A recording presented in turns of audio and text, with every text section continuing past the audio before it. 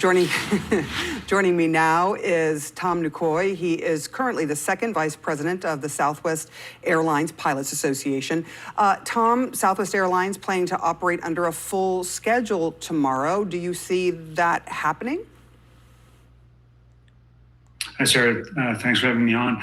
As of about an hour ago, we had a phone call. Our analyst did, our scheduling analyst, and that seems to be their plan to restore the schedule to a full schedule tomorrow. What is that going to mean? Because there are all these people that, of course, have the issues of they've been canceled. They're trying to rearrange flights. Has that all been sorted out now and they can run their regular schedule? Or is there still a whole bunch of backup people that need to get on those planes? Well, I can tell you that we've canceled over 16,000 flights in the week that this has been going on.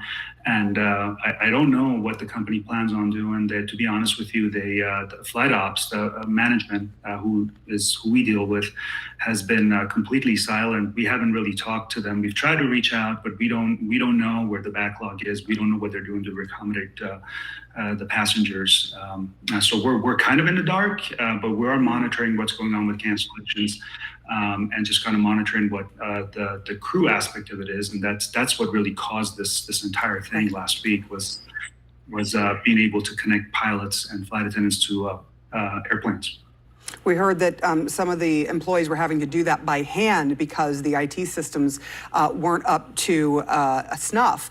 I do want to ask you, just on behalf of the passengers, I mean, do you think passengers should expect that they will be able to take their flights, whatever flights that they are supposed to be on tomorrow?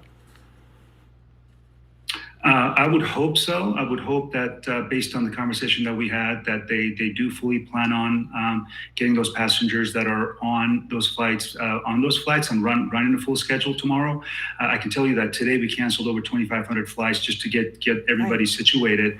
I don't know if those passengers are the ones that were booked on those flights originally, or if there's a backlog of passengers. Like I said, this was all caused by an outdated IT system and not enough infrastructure to be able to get those pilots and flight attendants on. It was, the impetus was weather, but what happened afterwards was definitely IT and infrastructure related. So I'm not sure who those passengers are that are on those flights tomorrow that are supposed to operate at full schedule, whether they're backlog passengers or people that booked originally on those dates to travel.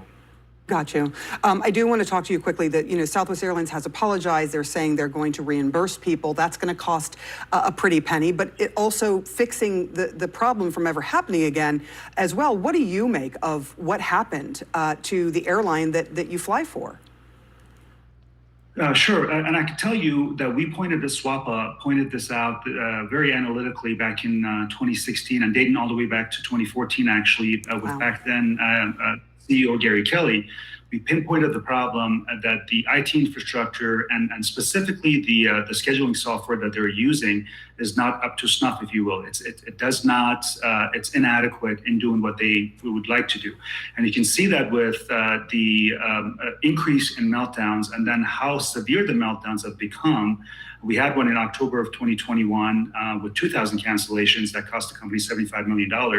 And now the recovery from these meltdowns are becoming more and more cumbersome. And it is very much, and I'm glad that Mr. Watterson, our Chief Operating Officer, is finally specifically talking about that program, which is the SkySolver program. And he said, I'll quote, is in our desired state, we have a solver that would be able to do that very quickly and very accurately. Our system today cannot do that. So it's the lack of infrastructure spending and reinvesting back in the company that's gotten us there. Whether or not this is going to be kind of an impetus for them to turn around and do a very rapid and expeditious reinvestment back into the company with a new program or a better program, and not reassign pilots and flight attendants. That's another part of the problem, is that as soon as the weather event or an air traffic control event happens, any kind of irregular operations, they start massively reassigning. I mean, it sounds like what you're saying is, unless those systems are fixed, this could happen again, and people should be prepared for that. Captain Nekouei, thank you so much for sharing that. It is stark to me that 2,000 flights cost them $75 million, I think, that you said that were canceled. I cannot imagine the number with 16,000 flights. We appreciate your time.